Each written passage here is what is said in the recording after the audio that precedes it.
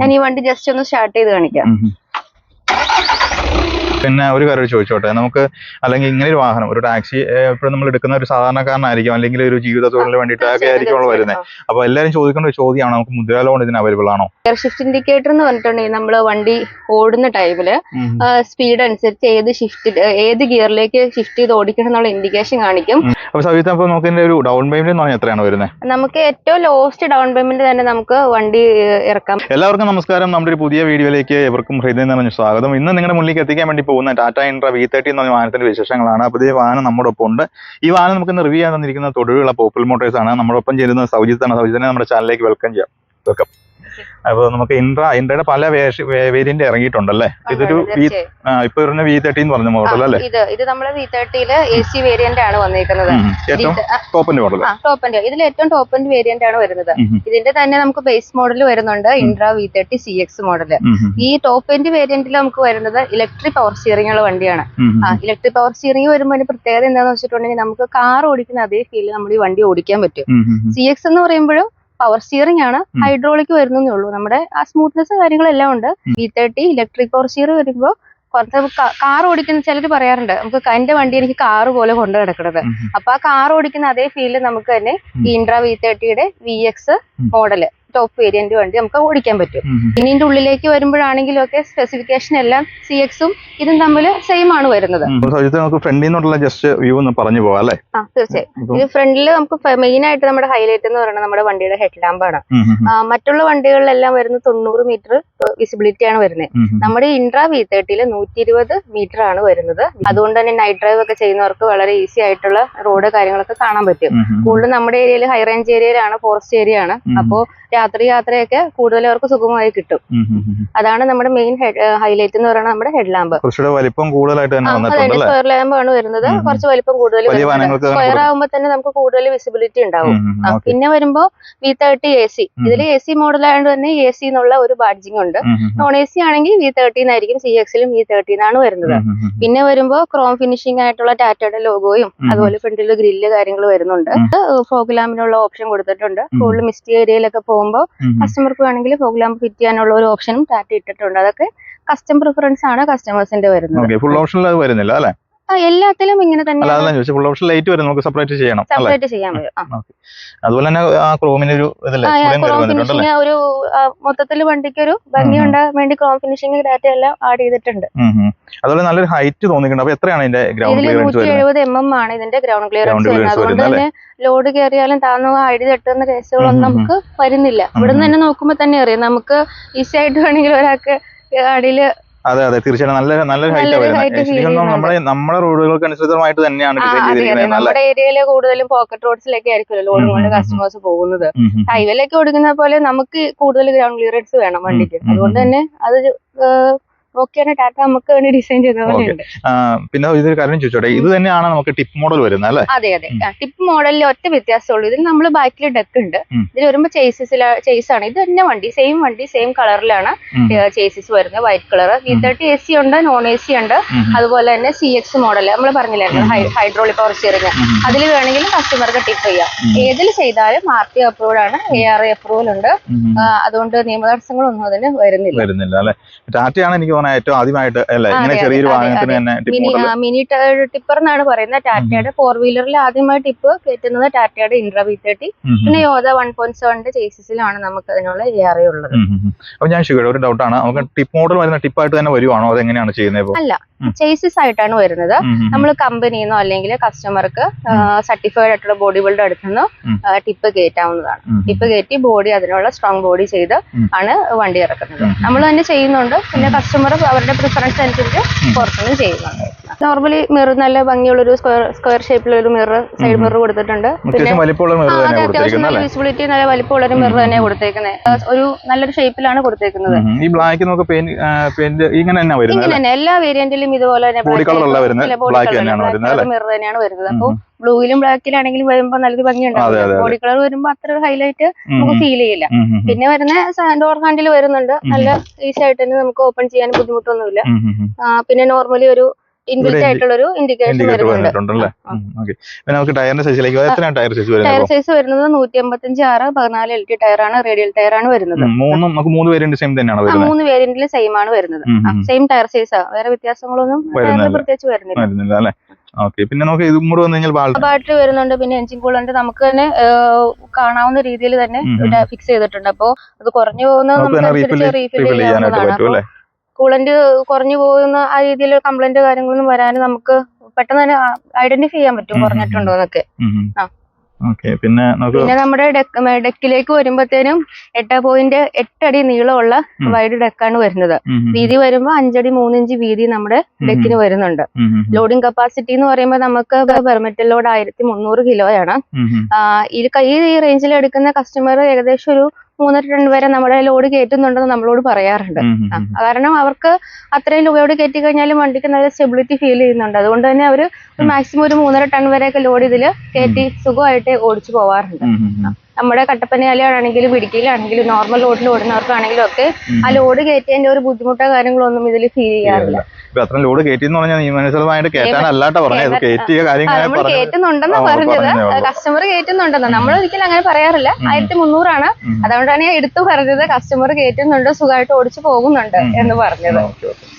പിന്നെ അതുപോലെ തന്നെ നമുക്ക് ഈ ബാഗിൽ ഡിക്കി വന്നേക്കണം, അത്യാവശ്യം ഹൈറ്റ് ഒരു മിനിമം ആയിട്ട് നിൽക്കുന്നത്. അതുകൊണ്ട് തന്നെ ലോഡ് നല്ല പെട്ടെന്ന് ഇവിടെ തന്നെ ചെയ്യാം. പിന്നെ കുറച്ച് കംഫർട്ടിന് വേണ്ടി സൈഡിൽ ആൾക്കാർ ഗ്രില്ല് കാര്യങ്ങളൊക്കെ പിടിപ്പിക്കുന്നുണ്ട്, കുറച്ചും കൂടെ സ്ട്രോങ് ആക്കാനൊക്കെ വേണ്ടിയിട്ട്.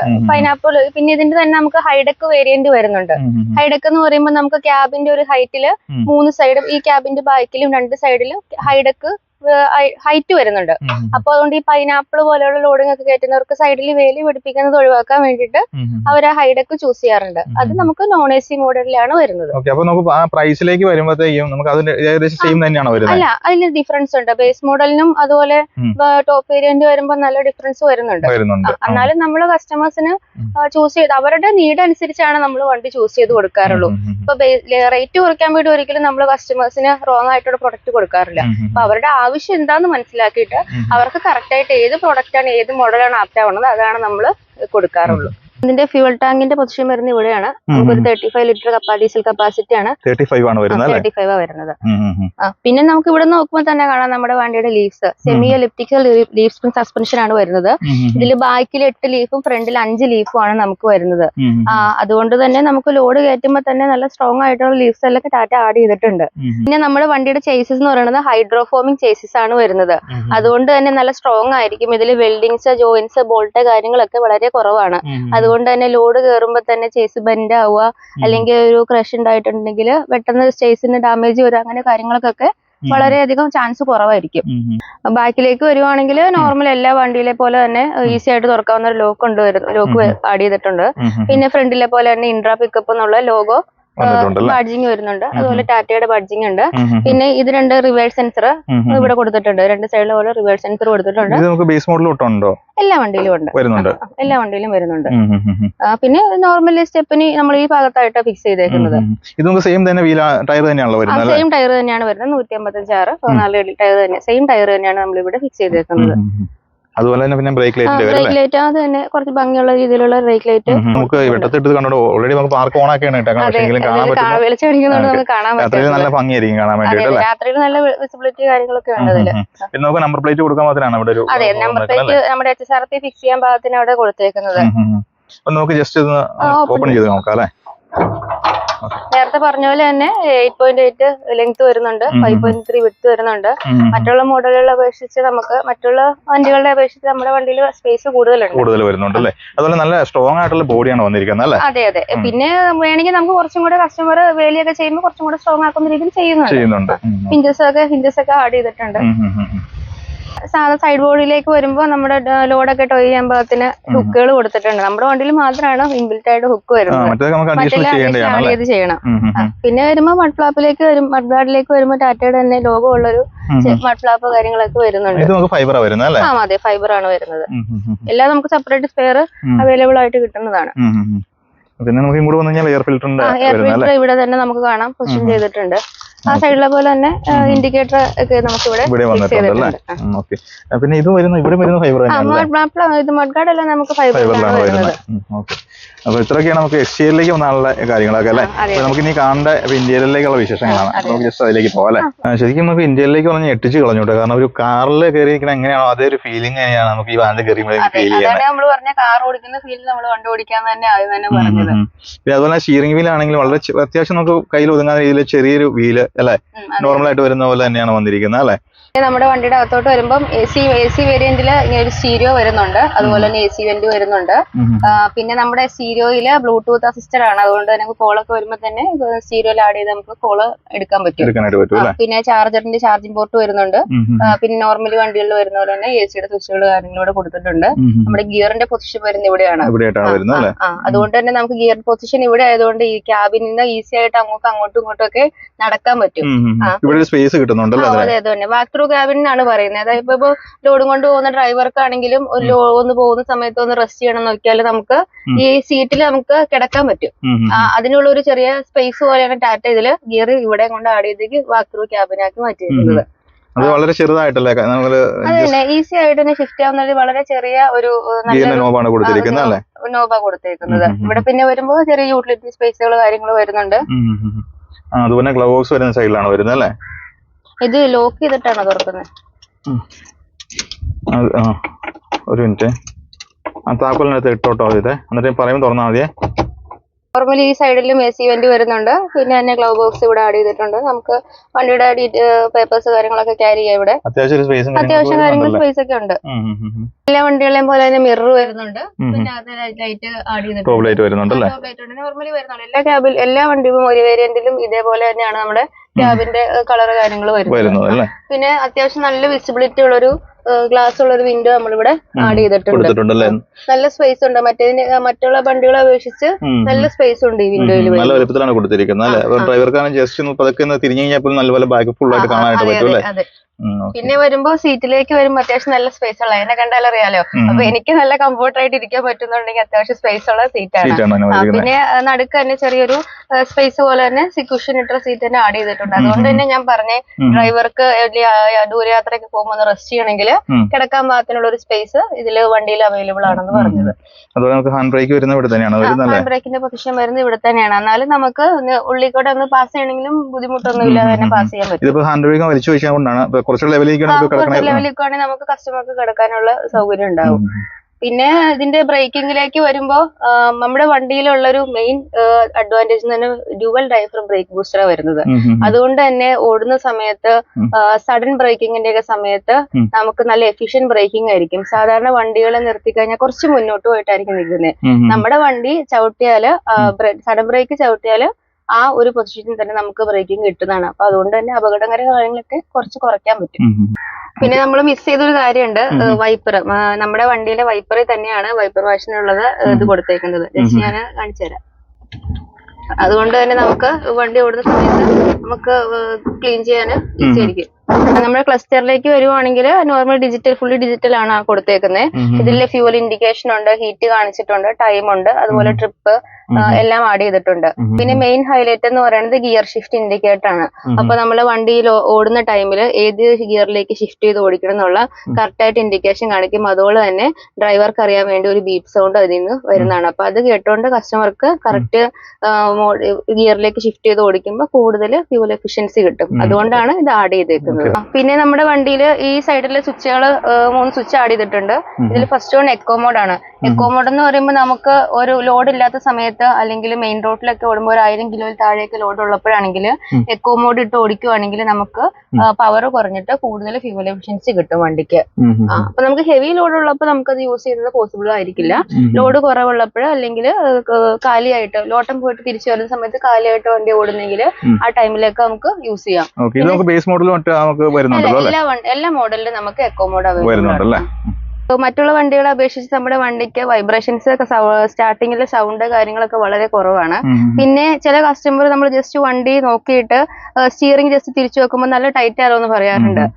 അതുകൊണ്ട് തന്നെ അവരോട് റെക്കമെൻഡ് ചെയ്യുന്ന സാർ നമ്മുടെ വണ്ടി ഒന്ന് ഓടിച്ചു നോക്കൂ. കാരണം ഓടിച്ചു നോക്കുമ്പോൾ ഈ വണ്ടി സ്റ്റാർട്ട് ചെയ്ത് സ്റ്റിയറിംഗ് തിരിക്കുമ്പോൾ നമുക്ക് വളരെ ഈസി ആയിട്ട് സ്റ്റിയറിംഗ് തിരിക്കാവുന്നതാണ്. അതുകൊണ്ട് തന്നെയാണ് നമ്മൾ പറഞ്ഞ കാർ ഓടിക്കുന്നത് വീണ്ടും എടുത്തു പറയുന്നത് കാർ ഓടിക്കുന്ന ഫീൽഡിൽ വണ്ടി ഓടിക്കാന്ന്.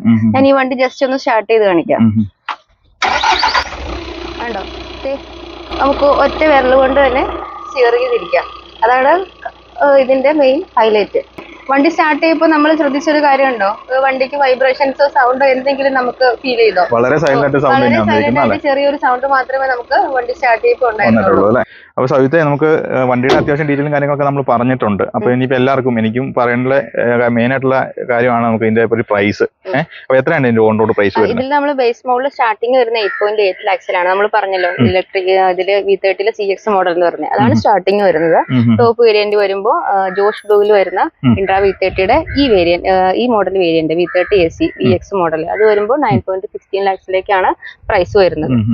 ഇത് നമുക്ക് എത്ര 5 വർഷത്തേക്ക് ഇൻഷുറൻസും എല്ലാം ഉൾപ്പെടെ ഓൺ റോഡ് പ്രൈസ് ആണല്ലോ പറയുന്നത്? ഇൻഷുറൻസ് നമുക്ക് 1 year ആണ് വരുന്നത്. ടാക്സ് വരുമ്പോൾ നമുക്ക് ഇതിന് 5 year ടാക്സ് കിട്ടുന്നുണ്ട്. പെർമിറ്റ് കാര്യങ്ങളൊന്നും നമുക്ക് ആവശ്യം വരുന്നില്ല. അപ്പൊ നമുക്ക് ഇതിന്റെ ഒരു ഡൗൺ പേയ്മെന്റ് എത്രയാണ് വരുന്നത്? നമുക്ക് ഏറ്റവും ലോസ്റ്റ് ഡൗൺ പേയ്മെന്റ് തന്നെ നമുക്ക് വണ്ടി ഇറക്കാൻ പറ്റും. പിന്നെ നമ്മൾ ഓഫേഴ്സ് കാര്യങ്ങളൊക്കെ കസ്റ്റമേഴ്സിന് പ്രൊവൈഡ് ചെയ്യുന്നുണ്ട്. അതുകൊണ്ട് തന്നെ ഡൗൺ പേയ്മെന്റിന് വലിയ ഇഷ്യൂ കസ്റ്റമർ അങ്ങനെ ബാധിക്കാറില്ലാതാണ് ഞങ്ങൾ ഇത്രയും നാള് ചെയ്തതിൽ വെച്ചിട്ട് എനിക്ക് തോന്നുന്നു. ഏകദേശം ഒരു ഡൗൺ പേയ്മെന്റ് നമുക്ക് പറയാൻ പറ്റും. ഏകദേശം ഇത്ര വരുന്നുണ്ട്, ഏകദേശം ഒരു 1 lakhന് താഴെയൊക്കെ വരുന്നത് നമുക്ക്. തീർച്ചയായും 1 lakhന് താഴെയൊക്കെ ചെയ്യുവാണെങ്കിൽ നമുക്ക് തീർച്ചയായിട്ടും വണ്ടി ഇറക്കാം. വലിയ പ്രശ്നങ്ങളൊന്നും വരുന്നില്ല. പിന്നെ നമ്മൾ EMI ഡൗൺ പേയ്മെന്റ് കൂട്ടി അടയ്ക്കുന്ന കസ്റ്റമേഴ്സിന് EMI കുറഞ്ഞു കിട്ടും. അതാണ് ബെനിഫിറ്റ് വരുന്നത്. നമുക്ക് എത്ര ഇയേഴ്സിലേക്കാണ് നമുക്ക് ഫിനാൻസ് വരുന്നത്? 5 to 6 years വരെ കൊടുക്കാറുണ്ട്. അത് കസ്റ്റമർ ആയതുകൊണ്ട് ഏകദേശം 6 years വരെയൊക്കെയാണ് അല്ലേ? 6 years ആണ്. മോസ്റ്റ് ഓഫ് ഫിനാൻസേഴ്സ് 5 years ആണ്. പിന്നെ കസ്റ്റമേഴ്സിന്റെ ക്രൈറ്റീരിയയും കാറ്റഗറി ഒക്കെ അനുസരിച്ച് 6 years വരെ പ്രൊവൈഡ് ചെയ്യാറുണ്ട് ചില ഫിനാൻസ്. നാഷണലൈസ് ബാങ്കിലും നമുക്ക് അവൈലബിൾ ആണല്ലോ? തീർച്ചയായിട്ടും കസ്റ്റമേഴ്സിന് അക്കൗണ്ട് ത്രൂ പോകുന്നതോ അവർക്ക് സെൽഫായിട്ട് ഫിനാൻസ് ചെയ്യോ നാഷണലൈസ് ചെയ്യുന്നോ എങ്ങനെ വേണമെങ്കിലും ചെയ്യാം. പിന്നെ ഫിനാൻസ് നമ്മൾ തന്നെ ഒത്തിരി കമ്പനീസ് നമ്മൾ തന്നെ പ്രൊവൈഡ് ചെയ്ത് കൊടുക്കുന്നുണ്ട്. പിന്നെ ഒരു കാര്യം ചോദിച്ചോട്ടെ, നമുക്ക് അല്ലെങ്കിൽ ഇങ്ങനെ ഒരു വാഹനം, ഒരു ടാക്സി എപ്പോഴും നമ്മൾ എടുക്കുന്ന ഒരു സാധാരണക്കാരനായിരിക്കും, അല്ലെങ്കിൽ ഒരു ജീവിത തൊഴിലിന് വേണ്ടിയിട്ടൊക്കെ ആയിരിക്കും വരുന്നത്. അപ്പൊ എല്ലാവരും ചോദിക്കേണ്ട ഒരു ചോദ്യമാണ്, നമുക്ക് മുദ്രാ ലോൺ ഇതിന് അവൈലബിൾ ആണോ? മുദ്ര ലോൺ എടുക്കുന്നുണ്ട്. പക്ഷെ മുദ്ര ലോൺ നമ്മൾ കമ്പനിയിൽ നിന്ന് ഡയറക്റ്റ് ചെയ്യുന്നില്ല. കസ്റ്റമർ തന്നെ മുദ്ര ലോൺ അപ്ലൈ ചെയ്തിട്ട് അങ്ങനെ വണ്ടി എടുക്കുന്നുണ്ട്. അപ്പൊ അവര് മുദ്ര ലോൺ എന്ന് പറയുമ്പോൾ നമ്മുടെ ഈ വണ്ടിയിലൊക്കെ ഏകദേശം 80% ഒക്കെ കസ്റ്റമർ കിട്ടാവുന്നുള്ളൂ. ഫുള്ള് ഡീറ്റെയിൽ ആയിട്ട് അറിയില്ല. അവര് തന്നെ മുദ്ര ലോൺ എടുത്ത് വണ്ടി എടുക്കുന്നവരും ഉണ്ട്. ഇനിയിപ്പോ എനിക്ക് അറിയണ്ടേ ഇതിന്റെ ഒരു സർവീസ് കോസ്റ്റിലേക്കാണ്. അപ്പൊ എത്ര കിലോമീറ്റർ വെച്ചാണ് സർവീസ് വരുന്നത്? നമുക്ക് സർവീസ് വരുന്നത് 10,000 kilometer അല്ലെങ്കിൽ 8 മാസമാണ്. ഏതാണ് ആദ്യം വരുന്നത് അതനുസരിച്ചാണ് സർവീസ് വരുന്നത്. കോസ്റ്റ് ഒക്കെ വരുമ്പോൾ അപ്രോക്സിമേറ്റ് ഏകദേശം ഒരു 3,000-4,000 ഉള്ളിലേക്കാണ് വരാറുള്ളൂ. സർവീസിന്റെ കോസ്റ്റിൽ നമുക്ക് റെഡ്യൂസ് ചെയ്യാൻ വേണ്ടി നമ്മൾ പാക്കേജുകളൊക്കെ കസ്റ്റമർക്ക് പ്രൊവൈഡ് ചെയ്യാറുണ്ട്. പിന്നെ സർവീസിലേക്ക് വരുമ്പോൾ ഇപ്പോൾ നമ്മുടെ കസ്റ്റമേഴ്സിന് 24 hours സർവീസ് അസിസ്റ്റൻസ് നമ്മൾ പ്രൊവൈഡ് ചെയ്യുന്നുണ്ട്. എന്റെ നമുക്ക് കസ്റ്റമർക്ക് എളുപ്പത്തിന് വേണ്ടി നമ്മൾ ടോൾ ഫ്രീ നമ്പർ ഒക്കെ ഈ നമ്മുടെ വിൻഷീൽഡിൽ തന്നെ ആഡ് ചെയ്തിട്ടുണ്ട്. അപ്പോൾ ഏത് നൈറ്റിലാണെങ്കിലും 24 hours അസിസ്റ്റൻസ് ഉള്ളതുകൊണ്ട് ഒരു ബ്രേക്ക് ഡൗണോ കാര്യങ്ങളോ വന്നാൽ പോലും കസ്റ്റമർക്ക് അതിന്റെ പേടിക്കേണ്ട ആവശ്യമില്ല. നമ്മളെപ്പോഴും സർവീസുകാർ അതിനെ അസിസ്റ്റ് ചെയ്ത് ഇപ്പൊ ഏത് ലൊക്കേഷനിലാണെങ്കിൽ പോലും നമ്മൾ തൊട്ടടുത്തുള്ള സർവീസ് സെന്ററിൽ കണക്ട് ചെയ്ത് അവരുടെ വണ്ടി ക്ലിയർ ചെയ്ത് കൊടുക്കാറുണ്ട്. പിന്നെ നമുക്ക് എങ്ങനെ വാറണ്ടി എങ്ങനെയാണ് പ്രൊവൈഡ് ചെയ്യുന്നത്? വാറണ്ടി എന്ന് പറയുന്നത് 2 വർഷം അല്ലെങ്കിൽ 72,000 kilometer ആണ് വരുന്നത്. ഏതാണോ ആദ്യം വരുന്നത് അതനുസരിച്ചാണ് വാറണ്ടി പ്രൊവൈഡ് ചെയ്യുന്നത്. ഞാൻ നേരത്തെ പറഞ്ഞ പോലെ തന്നെ നമ്മൾ അഡീഷണൽ പാക്കേജസ് ആഡ് ചെയ്ത് കഴിയുമ്പോൾ കിലോമീറ്റർ റേഞ്ചും കൂടുതൽ കിട്ടും, ഇയറും കൂടുതൽ കിട്ടും. അതിൽ കിലോമീറ്റർ അല്ലെങ്കിൽ ഇയർ ഏതാണോ ആദ്യം വരുന്നത് നോർമൽ എല്ലാ വാഹനങ്ങളും പോലെ തന്നെ വിച്ചവർക്കും ഫസ്റ്റ് എന്നുള്ള രീതിയിലാണ് വാറണ്ടി വരുന്നത് അല്ലേ?